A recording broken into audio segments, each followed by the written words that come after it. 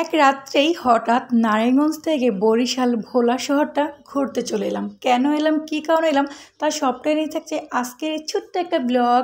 Hello everyone, আসসালামু আলাইকুম। সবাই কেমন আছো?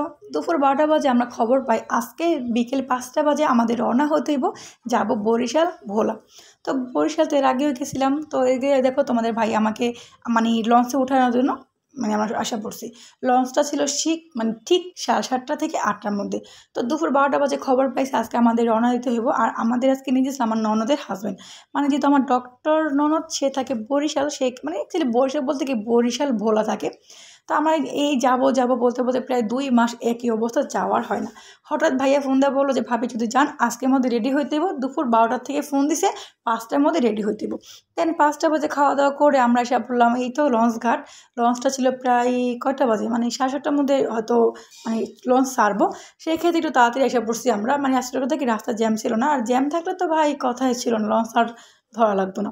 আর এই হচ্ছে ঢাকার, এটা কী ঘাট, ফেরিঘাট বলে নাকি সদরঘাট, যদি আমি এটা বলতে পারি না। তো যাই হোক, এটা হচ্ছে তোমার বরিশালের কত বড় বড় লঞ্চ। আর তোমাদের ভাইয়া কিন্তু আমাদের সাথে যাই না, সে জাস্ট আমাদের আগ্রহে দিয়েছে, আমাদের এখানে দিতে গেছে। আর এখানে কিন্তু সাদিয়াও আছে, কারণ সাদিয়া তো আমার থেকেও বেশি প্যারা তার, কারণ সে যাইবই যাবো, কান্নাকাটি তো একটার অবস্থা।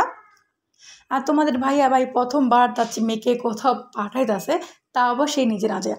ও শুধু একটা কথা বলতেছে, ভাই প্লিজ সুন্দর মতন বাসায় এসে পড়ো, তোমরা কোথাও যাইও না, বেশি লাফালাফি ছালাফালি করো না, তো ফোন টোন নিয়ে বসে থাকো না, আমার মেয়ে ছেলেকে একটু যত্ন রেখো, ছেলে মেয়ে একটু দেখে রাখো।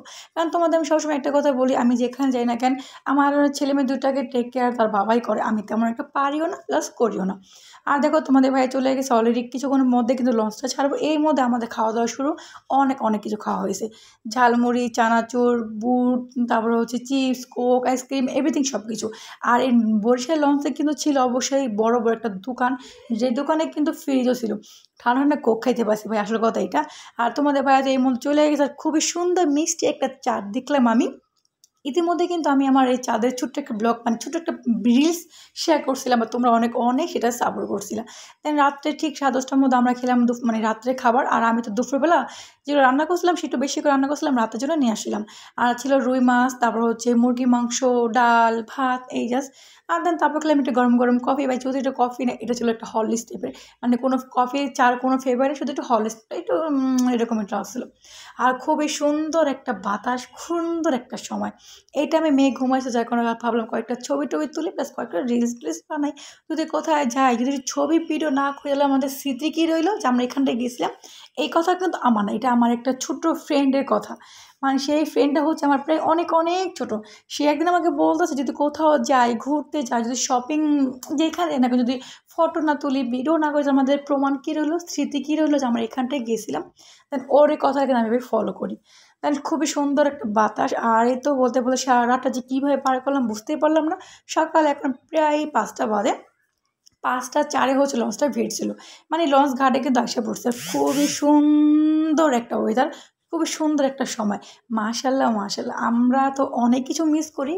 বেলা 12টা বাজে 10টা বাজে ঘুম থেকে উঠে দেখো সকালে মিষ্টি একটা ওয়েদার, সূর্যের একটা আলো, অনেক সুন্দর একটা, তাই না? এই দেখো এটা হচ্ছে তোমার এই যে বেতুয়া, ভোলা নামতে গেলে না বেতুয়া ঘাটে নামতে হয়। এটা হচ্ছে বেতুয়া ঘাট। এই ঘাট থেকে কিন্তু আমরা এখন যাব ননদের বাসায়। এই তো এক রাত্রির মধ্যে আমরা বরিশাল থেকে, নারায়ণগঞ্জ থেকে বরিশাল এসে বললাম ভোলা শহরে। এখানে কিছুদিন থাকবো, সুন্দর সুন্দর ব্লগ তো মাঝে মাঝে শেয়ার করবো, তোমরা অবশ্যই কিন্তু স্কিপ না করে দেখে থাকো ভিডিওটা। আর জাস্ট জায়গাটা দেখো, যাকে বলে চোখ জুড়ানো একটা সময়, চোখ জুড়ানো একটা ওয়েদার। এই তো খুবই সুন্দর একটা জায়গা দিয়ে সুন্দরভাবে চলে গেছিলাম আমার ননদের বাসায়। যেহেতু আমার ডক্টর সিনতির ননদ, সে একজন একটা ডক্টর, যার কারণে সে এক এক জায়গায় ট্রান্সফার হয়, আমরা খুব সুন্দর জায়গায় ঘুরতে পারি। এই তো বাসায় এসে বললাম এখন হাত মুখ দিয়ে খাবো সকালের নাস্তা, তারপর দিব একটা লম্বা ঘুম। সো আজকে ব্লগটা এখানে শেষ করলাম, দেখা হচ্ছে পরবর্তী ব্লগে।